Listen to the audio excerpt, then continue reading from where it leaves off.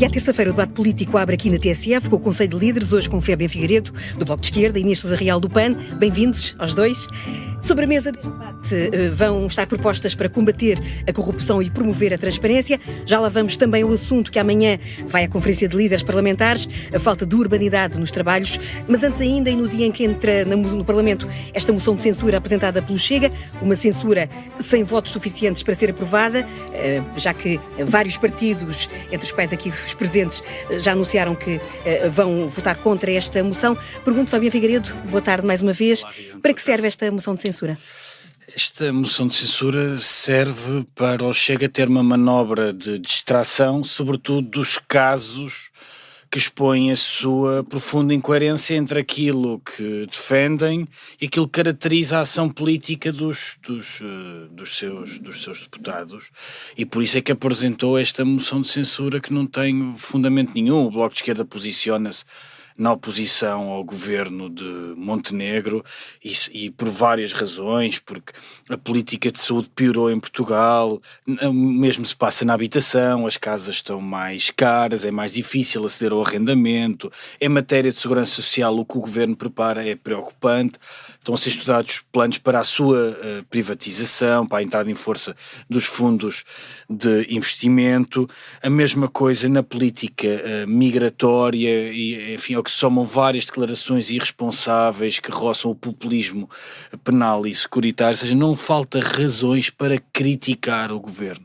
Agora, esta moção de censura é para gerir os problemas internos do Chega, não é para resolver os problemas da governação ou das várias crises na habitação, no clima, na saúde, que o país tem que resolver. Muito pelo contrário. É essa a motivação, aliás, motivação que também levou o Chega a agendar um debate para esta quinta-feira, creio que falaremos sobre ela, em que propõe uma subcomissão absurda que o próprio líder do partido reconhece que ela é inconstitucional porque quer permitir a expulsão de deputados da Assembleia da República sem que tenham sido condenados, quando a lei já prevê em que termos é que um deputado pode perder um mandato. Portanto, o Chega tem-se desdobrado em manobras mediáticas para desviar as atenções dos vários casos graves que têm assolado o partido nos últimos dias. É essa a única motivação desta telenovela que André Ventura tem tentado montar e com a qual quer preencher os alinhamentos noticiosos. Inês Sousa Real, boa-vinda também, boa tarde. O PAN, como é que se posiciona sobre esta moção de censura? Acredita que é também uma manobra de distração, como diz o Fabián Figueiredo? Boa tarde, Judite. Boa tarde, Fabián. Cumprimento também quem nos está a ouvir lá em casa. Para o PAN, isto é espetáculo mediático. Nós estamos no domínio do show-off político, lamentavelmente. Nós assistimos a um fator que é o Chega tem se aproveitado daquilo que são causas emocionais das pessoas, do seu próprio eleitorado, tem cavalgado uma onda de insatisfação em relação à falta de condições de vida, na habitação, na saúde, inclusive nos fenómenos de corrupção, também naquilo que era o combate a crimes como o caso da pedofilia ou do abuso infantil, e verificamos que agora sofre de uma profunda incoerência e respeitando aquilo que é o princípio da presunção de inocência. De facto, o André Ventura tem um grave problema dentro da sua bancada parlamentar, em que tem uma série de deputados com acusações bastante graves e que não deveriam ter assento naquele hemiciclo, e por isso mesmo esta moção de censura pretende, por um lado, desviar a atenção daquilo que era o espaço mediático que estava a recair sobre os problemas internos do Chega e das incoerências, mas acima de tudo os graves crimes de que alguns deputados estão acusados, e por outro lado também ela vem de alguma forma também evidenciar a profunda incoerência do Chega, porque o mesmo partido que votou contra uma proposta de apreciação parlamentar que o PAN, juntamente com o Bloco de Esquerda e o LIVRE e o PCP apresentaram na Assembleia da República para revogarmos a lei dos solos, e o Chega não nos acompanhou, pelo contrário.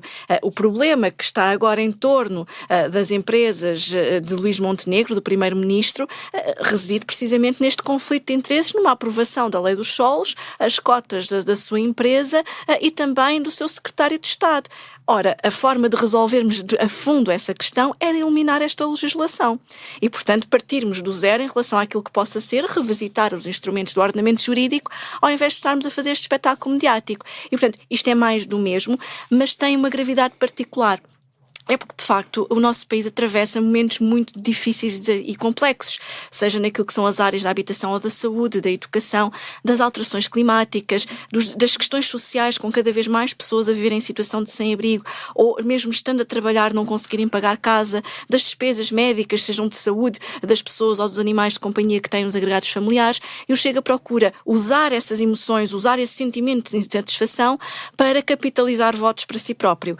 E isto tem a agravante quando assistimos no debate parlamentar uma degradação absurda naquilo que é a maneira de operar do Chega e o desviar de atenções de um debate sério que os partidos do espectro democrático procuram fazer, como fizemos com a apreciação parlamentar em conjunto, efetivamente, e não permite depois, porque captura o espaço do debate também no Parlamento em torno das suas iniciativas, que mais não são do que circo mediático. Já agora aproveito para perguntar se, em relação a este caso e estes argumentos que são invocados pelo Chega para apresentar esta moção de censura, se o PAN considera que já estão dadas as explicações que foram dadas, nomeadamente ao Correio da Manhã pelo Primeiro-Ministro, se o assunto fica encerrado ou se existe aqui para o PAN alguma explicação acrescida que Luís Montenegro deva dar. O assunto só ficaria encerrado no dia em que o Governo voltar atrás com esta legislação. Para nós é absolutamente inaceitável que uma lei que está condicionada politicamente por interesses privados, seja do Secretário de Estado, seja agora com este episódio que veio a público do Luís Montenegro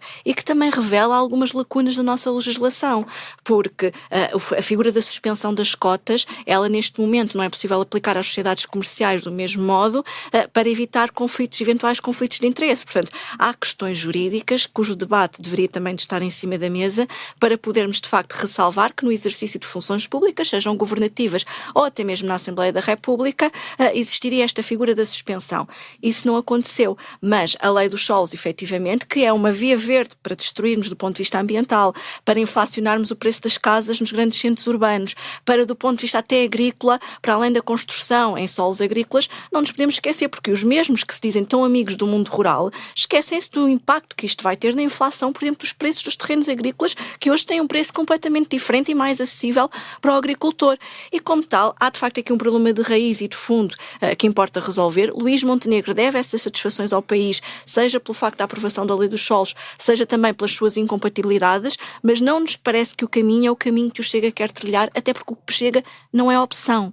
É importante que as pessoas lá em casa tenham consciência de que o Chega avança zero nas causas que as pessoas querem ver representadas na Assembleia da República e que fariam a diferença na sua vida. E por isso terá que ser o campo democrático a dar resposta aos desafios políticos, democráticos do nosso tempo, mas também da qualidade de vida das populações. Fábio Figueiredo, ainda para fechar esta parte, o Bloco considera que ainda é preciso que o Primeiro-Ministro dê alguma explicação acrescida ou considera que este é um assunto que está a ser, de certa forma, ir no embalo digamos, do ar do tempo em que vivemos? Há uma parte deste debate que é característica do espírito dos tempos. Eu creio que o Primeiro-Ministro faria bem se desse uma conferência de imprensa sobre este assunto. Nós, aliás, temos sido críticos da atuação que o Primeiro-Ministro tem tido na sua relação com a comunicação social, que, aliás, teve vários episódios lamentáveis, nomeadamente numa conferência em que se bateu o futuro da comunicação social, em que insinuou que os jornalistas faziam perguntas encomendadas que lhes eram superadas aos ouvidos, e isso está errado. Portanto, isto é uma questão que levanta dúvidas aos cidadãos e às cidadãs. Eu creio que o Primeiro-Ministro ganhava se prestasse ao escrutínio jornalístico, se respondesse às perguntas que os senhores e as senhoras jornalistas lhe queiram colocar sobre esta matéria. Agora, a questão de fundo aqui é mesmo a lei dos solos, que é uma lei errada. Repare, o Presidente da República, quando promulgou esta lei erradamente, disse que era um entorce ao nosso ordenamento jurídico em matéria de ordenamento do território. E é porque permite a conversão de terrenos rústicos para urbanos de forma simplificada, hiper simplificada, quando em Portugal havia um consenso que o problema é da falta de consolidação das áreas urbanas. Nós não temos falta de casas para pessoas. Aliás, o ex-ministro do PSD, Jorge Moreira da Silva, quando criou o regime jurídico que o governo agora vem subverter, disse que Portugal não podia ter infraestruturas para 40 milhões de habitantes. Nós estamos muito longe de ter 40 milhões de habitantes. Nós temos um problema do preço das casas. Temos que atuar de forma eficaz sobre o preço do arrendamento, sobre o preço da casa para aquisição. A isto somam-se outros riscos. que é o risco climático. Nós não podemos ignorar o que há uns meses aconteceu em Valência. Nós não podemos continuar a fazer de conta que não enfrentamos um risco climático e que não temos que preparar as nossas vilas e cidades para mitigar os seus efeitos. Aumentar a área de impermeabilização dos solos é irresponsável e é errado. Promover o contínuo desordenamento do território é errado. E, por outro lado, como muita gente tem chamado a atenção, isto aumenta o risco de corrupção. Porquê? Porque nós já estamos a assistir à notícia hoje, um longo trabalho no Público que dá conta disso, um aumento do preço dos terrenos rústicos, tal como dos terrenos agrícolas, que cria problemas per si para a produção agrícola. Mas, por outro lado, esta lei é uma máquina de criação de excêntricos, porque um terreno que tinha um baixo valor passa a ter imediatamente um elevado valor, bastando agora uma aprovação numa reunião de Câmara e da Assembleia Municipal, quando antes era preciso fazer um processo cuidadoso de revisão do PDM ou de planos pormenor. Isto potencia o risco de corrupção, coisa que o Governo sabe. Repare que a Ministra da Justiça tem chamado a atenção, e com razão, que uma das áreas onde é preciso aumentar a fiscalização e a supervisão e a atuação do Estado é toda a matéria relacionada com o licenciamento urbanístico e as alterações em matéria de ordenamento do território, reconhecendo, aliás, que a extinção da Inspeção-Geral das Autarquias Locais, operada pelo Governo PSD-CDS, Passos Portas, foi errada. Infelizmente não foi pela via da restituição, da recriação, do ressuscitar da IGAL, vai-se reforçar os meios da IGAI e da Inspeção-Geral das Finanças, aliás não da IGAI, e do IGAMAOT, com mais de 50 funcionários. Mas esta lei vem criar problemas redobrados nesta matéria. Para além do mais, não resolve a questão central que o Governo diz que quer criar. Vários especialistas já vieram dizer que esta facilitação nos licenciamentos, o aumento da área de construção, não vai baixar o preço da habitação, muito pelo contrário. Em 95% dos municípios, e com isto concluo, vai mesmo contribuir para o aumento do preço da habitação. Portanto, não há nenhuma razão atendível para avançar com esta lei. Mas a questão é que a lei já, enfim, o Parlamento, os partidos, o PAN e o Bloco, estiveram entre os partidos que tentaram travar, não conseguiram. Como é que... Mas ainda vamos a tempo, porque esta lei é agora apreciada na especialidade na quarta-feira e, se não houver nenhum adiamento, será votada na sexta-feira. Portanto, se o Chega, que é um dos partidos responsáveis por esta lei estar em vigor, puser a mão na consciência e quiser levar-se a sério, coisa que raramente acontece na política portuguesa, põe de lado o fogotório mediático em que tem envolvido o país, com a apresentação de uma moção de censura sem sustentação nenhuma, e muda o seu sentido de voto e junta-se aos partidos que querem chumbar esta lei, e é esse apelo que fazemos. Porque ainda ninguém conseguiu convencer o país, os urbanistas, os ambientalistas, os especialistas no combate à corrupção, sobre a pertinência de criar esta lei. Os únicos interessados nesta lei, as únicas pessoas que aparecem em público defender esta lei, é quem quer beneficiar do negócio imobiliário. Mas sem os votos do PS, de qualquer modo, não haveria... O Partido Socialista absteve-se. Sim. Este apelo é a todos os partidos. Esta lei é errada. Aliás, a única coisa que de qual nós podemos retirar do caso do Primeiro-Ministro, a única questão substancial deste debate é o quão perniciosa é esta lei. O caso do Hernani Dias tem sido evocado, é um caso diferente. Hernani Dias achou boa ideia criar duas empresas do ramo imobiliário quando o próprio teve intervenção direta na mudança desta lei. Como era evidente, era insustentável a sua permanência no governo.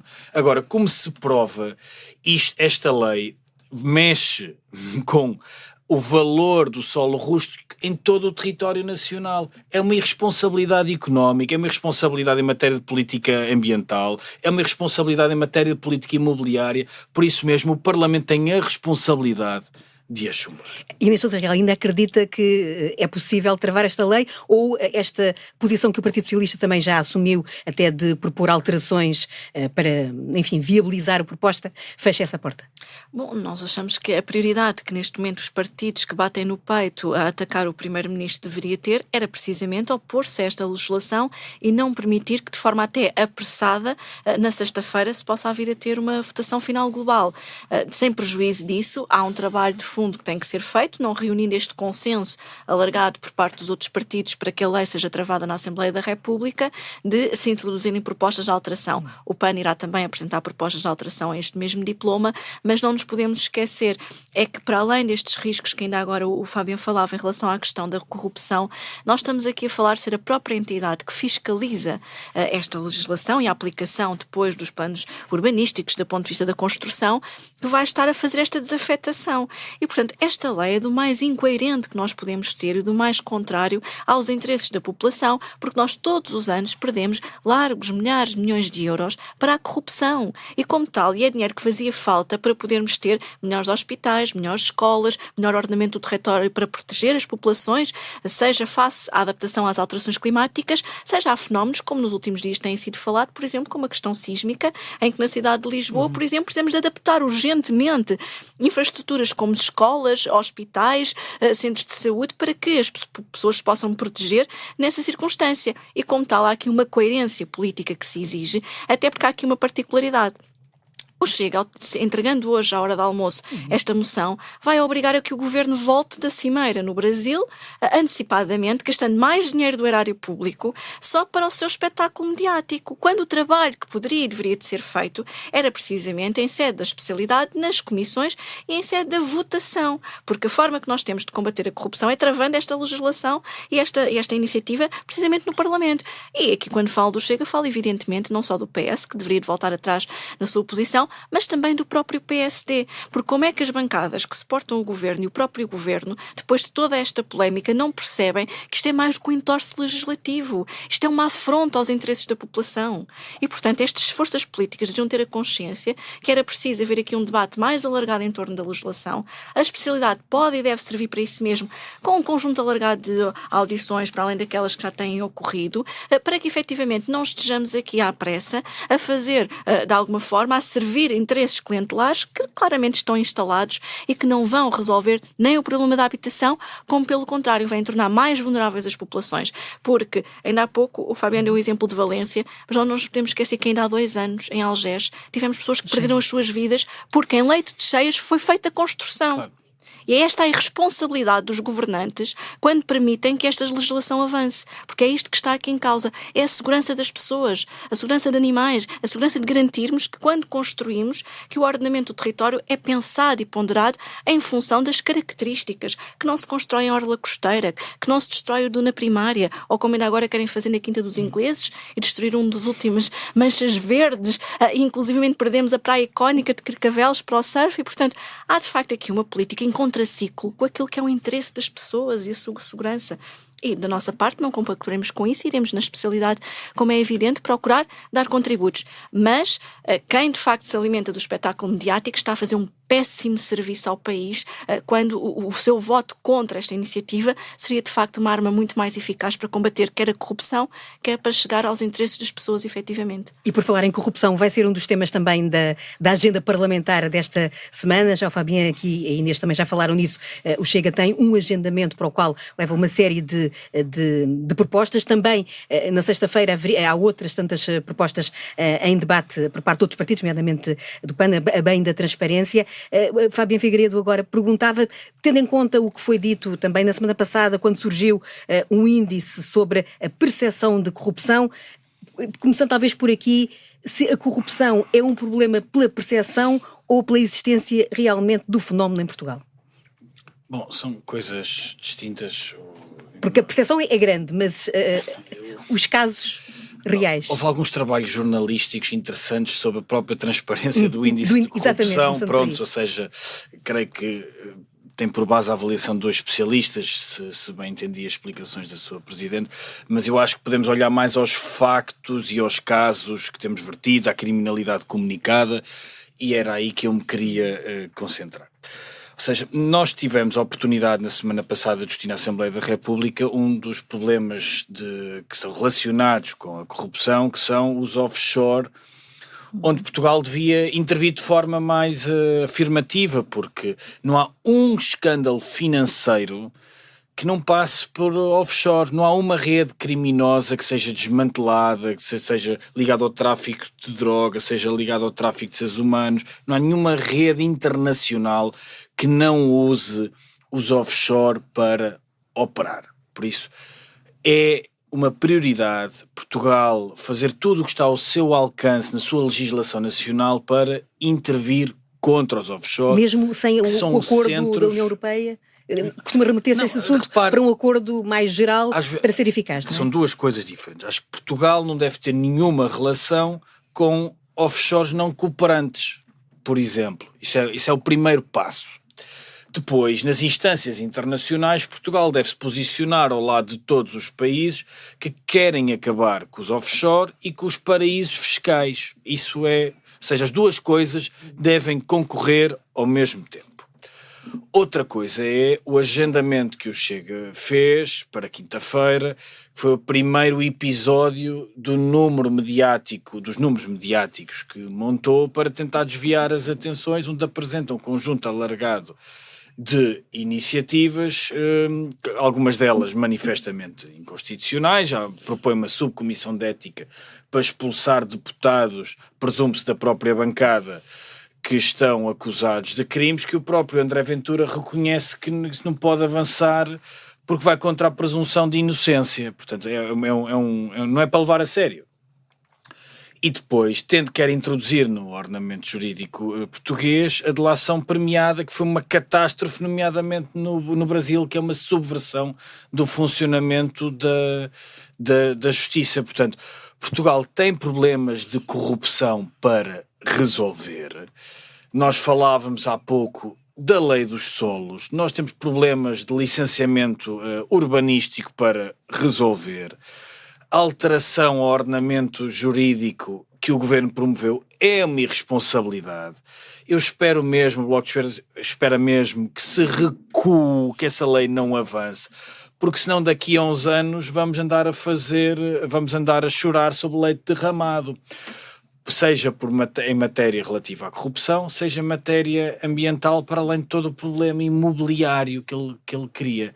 Por isso, o melhor que nós temos a fazer, sem dúvida, é de garantir que os órgãos de polícia criminal, que o Ministério Público tem os meios para atuar, sobretudo na cybercriminalidade, aos fenómenos cada vez mais complexos que a criminalidade tem, mesmo em matéria relativa ao que se pode chamar de corrupção, o branqueamento de capitais, a evasão fiscal, etc., ou mesmo certos fenómenos complexos de planeamento fiscal agressivo. Isso é uma coisa.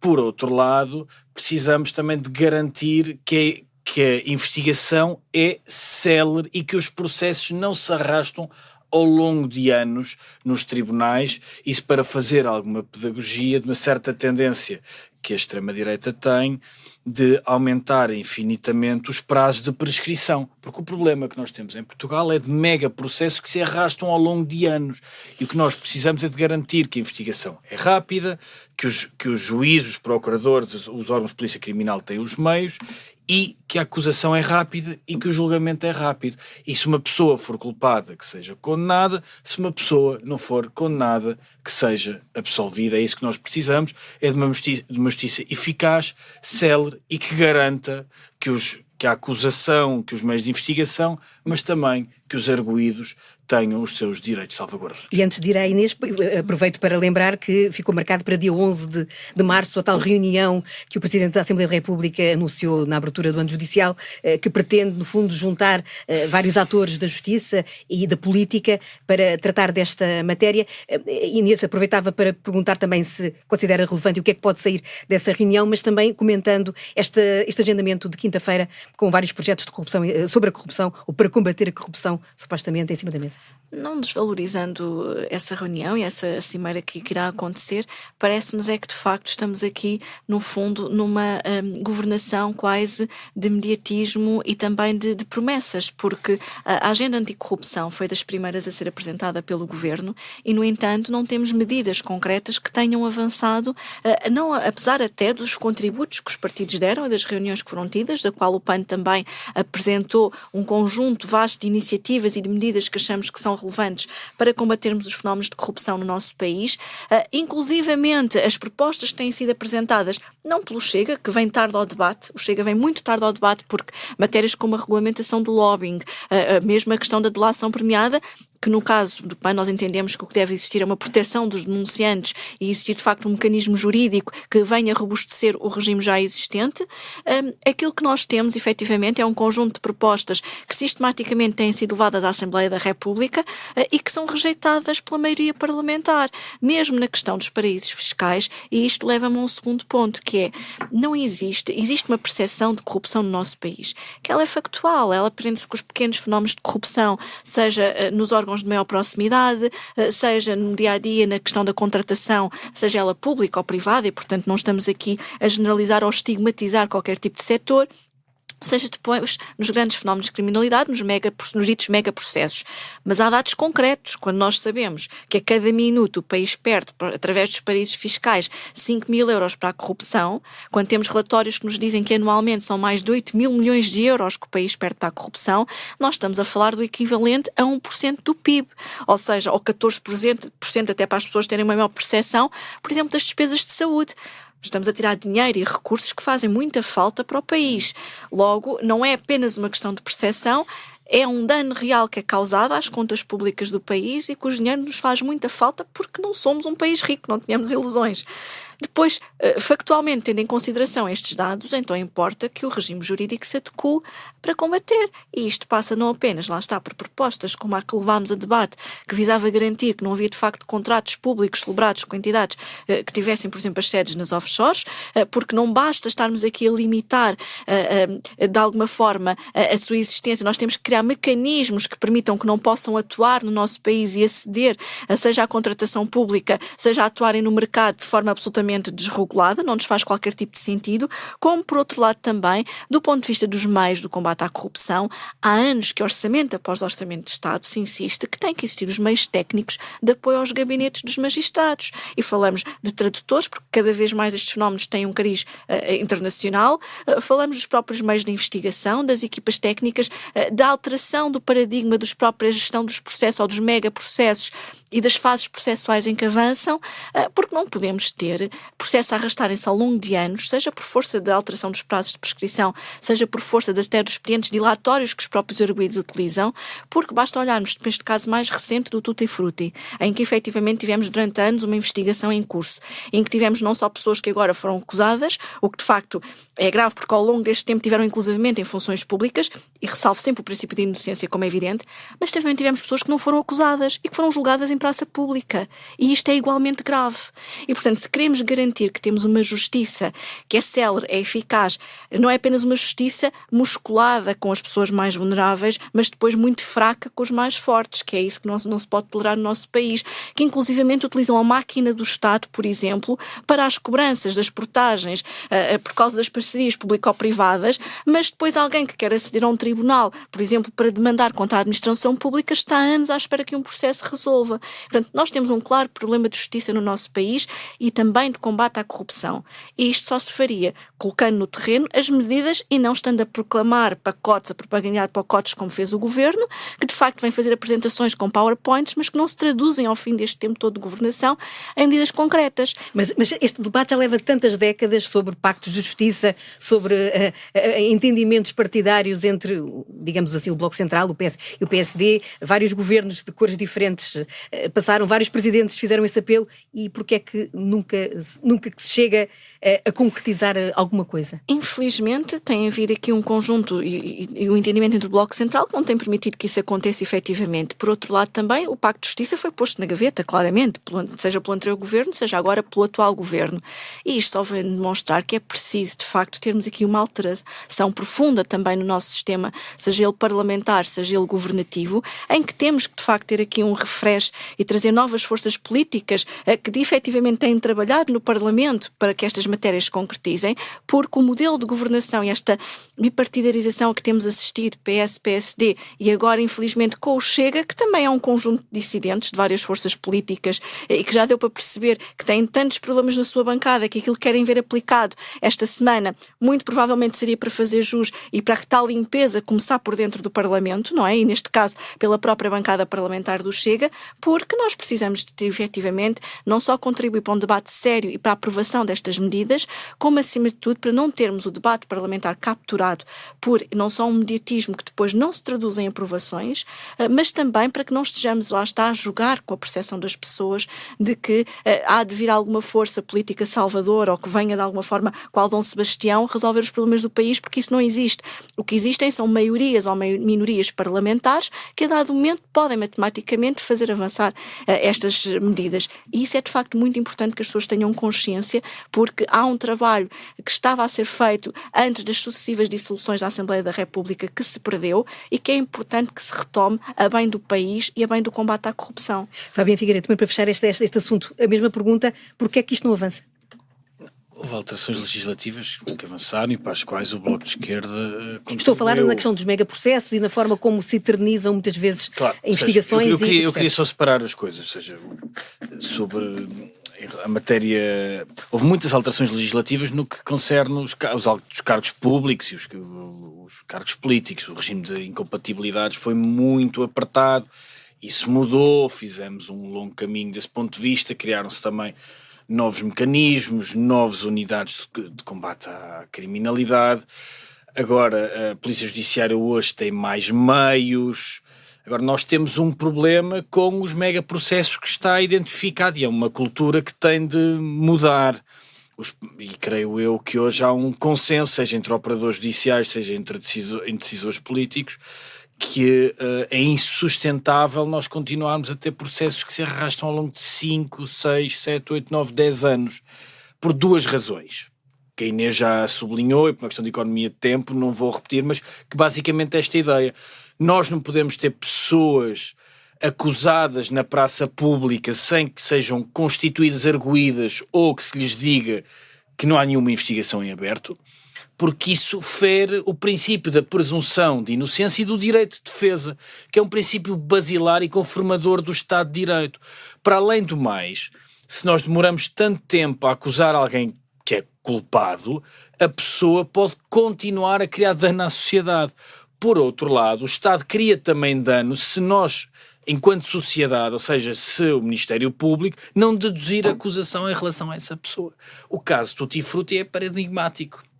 Tivemos decisores políticos que deviam ter sido acusados há mais tempo e tivemos decisores políticos que deviam ter sido absolvidos há mais tempo. Isso cria dano social. Quem diz o caso Tutti Frutti diz de tantos outros casos. Porque a justiça tem que ser rápida. E a justiça ser rápida não significa uma justiça que atropele direitos, liberdades e garantias. Muito pelo contrário. É que é rápida a chegar a conclusões. E se o Ministério Público perceber que uma pessoa não deve ser acusada, deve ser absolvida, deve-lhe ser comunicada, não há nenhum problema, isso faz parte. O Ministério Público tem a obrigação de abrir o inquérito, deve ser rápido a concluir esse processo de inquérito. E é esse o debate que nós precisamos de fazer na sociedade portuguesa, sem entrar em falsas soluções, que é muita tendência da direita portuguesa. Foi o debate que nós tivemos a semana passada na Assembleia da República, pela Iniciativa Liberal, que infelizmente agora também embarcou no populismo penal. Vai ser o debate que nós vamos ter esta quinta-feira, que é um conjunto alargado de falsas soluções que não resolvem nenhum problema de fundo, que é, nós temos um problema de morosidade da justiça para criar, temos novos institutos talvez para criar, outros para rever, mas precisamos de o fazer com a seriedade e com a profundidade que um debate tão sensível como este merece. Já na reta final deste Conselho de Líderes, Inês Sousa Real, amanhã há Conferência de Líderes Parlamentares, onde vão ter lugar e assento para debater aquilo que se tem passado, se calhar com maior expressão na última semana, mas que tem sido recorrente, que é a questão da forma como decorrem os trabalhos parlamentares. Depois de ouvir o Presidente do Parlamento neste fim de semana dizer que cabe aos partidos tomarem as decisões que quiserem, mas ele considera que deve ser o eleitorado a punir eventualmente estes comportamentos. Acredita que possa sair amanhã da Conferência de Líderes algo de concreto para mudar o estado das coisas? Bom, eu acredito que os partidos podem e devem fazer um trabalho conjunto para se rever o regimento e para conseguirmos garantir que o Código dos Deputados, quando é violado, que efetivamente tem consequências.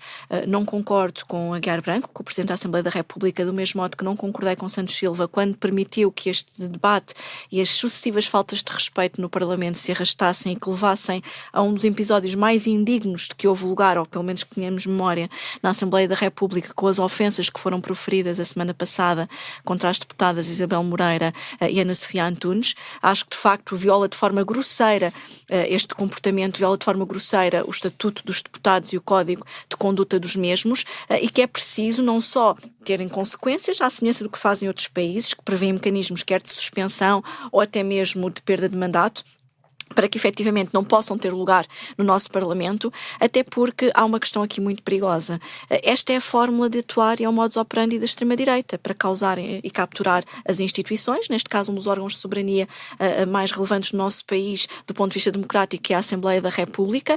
Isso aconteceu a quando das faixas dos pendões que foram colocados na fachada, em que claramente houve uma conduta abusiva por parte dos mesmos. Verifica-se nos casos em que têm não só as denúncias pelos crimes, seja de alegado abuso sexual de menores, seja no caso das malas, ou até mesmo outros deputados e deputadas que inclusivamente estão neste momento com julgamentos que vão começar a decorrer até por crimes alegadamente praticados dentro da Assembleia da República, com os meios da Assembleia da República, como é o caso de interseção informática. Portanto, há aqui um conjunto, digamos, não de currículo, mas de cadastro, digamos assim, da bancada do Chega, que é importante que seja consequente. Mas isto não pode ser tido como algo virado para o Chega, porque efetivamente o Código de Conduta e as regras devem ser transversais para todas e para todos os deputados da Assembleia da República. O que temos claramente é uma fronteira que foi ultrapassada por parte dessa bancada, que é inaceitável.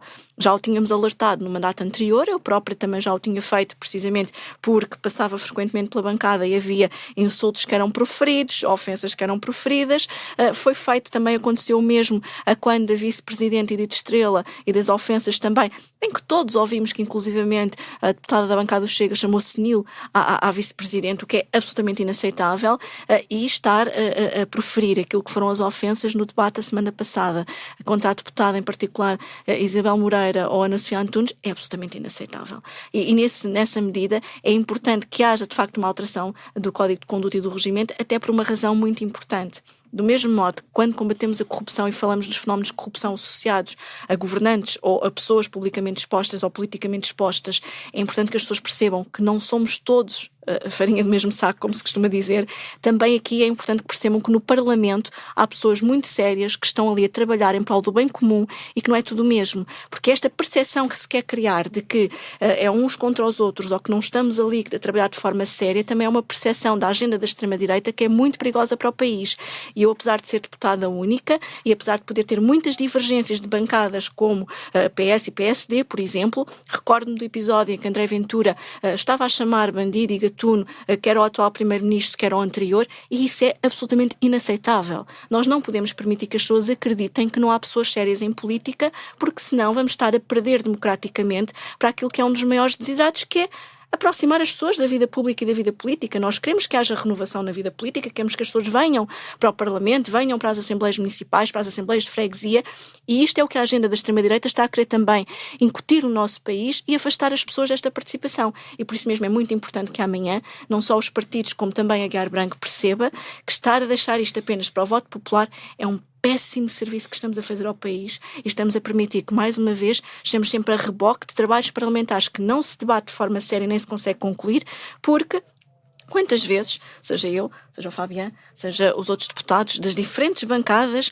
que não apenas a do PAN e do Bloco, estamos a falar e somos reiterada e sistematicamente interrompidos com apartes que não são saudáveis nem do calor do debate, são ofensas. E isto não é aceitável, sejamos nós pessoas politicamente dispostas ou não. Fabian, acredita que amanhã sai alguma coisa de concreto ou a posição do Presidente da Assembleia e também do PSD e também da Iniciativa Liberal, que foram os partidos que já se expressaram a favor daquilo que consideram ser a defesa da liberdade da expressão e que deve ser o eleitorado a punir eventuais desmandos e utilizam vocabulário, vá lá, menos própria no Parlamento? O Bloco é um acérrimo defensor da liberdade de expressão. O que a bancada do Chega tem feito de forma reiterada é uma violação da liberdade de expressão, nomeadamente dos deputados das outras bancadas. O que se passou a semana passada foi uma violação da liberdade de expressão, da liberdade política, nomeadamente da deputada Ana Sofia Antunes, com a qual, uma vez mais, me solidarizo inteiramente, como todas as vítimas, dos insultos, da coação e da agressão verbal que o Chega promove. Dizer que o que o Chega faz quando insulta, tenta menorizar e agredir e vitimizar deputadas, cabe no Instituto da Liberdade de Expressão, é um mau favor que se presta à democracia portuguesa. Porque há uma bancada responsável pela degradação do ambiente político na Assembleia da República e pela intoxicação do debate político em Portugal, que é o Chega, e isto faz parte da sua estratégia. Aliás, quem ouviu o discurso do vice-presidente dos Estados Unidos em Munique devia abrir os olhos para ver o que é que está em causa, que é a desconstrução da democracia portuguesa. Quando um deputado ou uma deputada insulta uma outra deputada pelo facto de ela ser cega, isto não cabe no Instituto da Liberdade de Expressão. A liberdade de expressão é eu divergir da senhora deputada Inês Sousa Real, ela divergir de mim e poder-me fazer de forma viva, assertiva, e isso é a coisa mais natural em democracia, que é a concorrência das ideias divergentes. E não está em causa eu policiar ou criminalizar o que a senhora deputada Inês Sousa Real diz ou que a senhora jornalista Judite Menezes de Sousa me pergunte. São coisas completamente diferentes. O que está aqui em causa é passar a ser tolerável na Assembleia da República agredirem-se verbalmente e coagirem-se outras pessoas. É isso que está em causa. Depois, como é evidente, tem um efeito contágio sobre toda a sociedade portuguesa. Porque se é permitido na Assembleia da República, porquê é que não há de ser permitido numa sala de aulas, no local de trabalho? Porquê? Porque a Assembleia da República é o órgão mais representativo da democracia portuguesa e da vontade expressa em eleições dos portugueses, porque é um órgão colegial proporcional. E por isso mesmo é que nós divergimos sempre da interpretação que a Guiá Branco tinha do regimento. Aliás, o Sr. Presidente fazia bem em usar os poderes que já tem. Porque sempre que acontece um episódio destes, ou similares, e acontecem vários, existe uma intervenção firme em defesa do debate democrático, porque são várias as vezes em que nós estamos a debater um assunto, seja ele sobre ambiente, seja sobre saúde, em que os trabalhos se desviam do centro do debate para se tratar dos incidentes, que são promovidos pelo Chega, porque o Chega testa permanentemente os limites daquilo que lhe é permitido ou não permitido fazer. E é por isso que é sempre aquela bancada que está envolvida em casos como este. E desta vez todo o país indignou-se. Eu fui várias vezes interpelado nos últimos dias com cidadãos que não são votantes do Bloco de Esquerda, outros serão, que estão indignados com o que se passou. Mas se nada for feito, se nós não revirmos o Código de Conduta, se não revirmos o Estatuto dos Deputados e lhe demos aplicabilidade efetiva, e o Bloco está muito apostado para que nesta sessão legislativa se reveja o Código de Conduta, se veja dos melhores exemplos europeus o que é que podemos transpor para Portugal, nós vamos participar na degradação da democracia portuguesa, o que nós achamos inaceitável. Porque posso-lhe dizer, Judite, nós já tivemos o caso dos turcos, tivemos o caso dos bandidos que Inês Sousa Real aqui recordou, de vários insultos que foram dirigidos sobretudo a deputadas, seja nos corredores, seja no hemiciclo, seja nas comissões. Por exemplo, uma coisa... Ou com os cidadãos, era isso que uma coisa que eu queria dizer. Por exemplo, passou a ser cada vez mais comum pessoas que são chamadas à comissão, que representam associações, sindicatos, organizações coletivas ou mesmo especialistas, serem atacados pelos deputados do Chega. E nós não queremos contribuir para a normalização dessa violência verbal na Assembleia da República, por isso nós amanhã vamos propor que a Conferência de Líderes comece uma reflexão que produza efeito ainda nesta sessão legislativa, porque nós não queremos ser parte ativa na degradação da vida pública portuguesa. Agradeço a Fabiana Figueiredo do Bloco de Esquerda e Inês Sousa Real do PAN, participação neste Conselho de Líderes que regressa na próxima semana.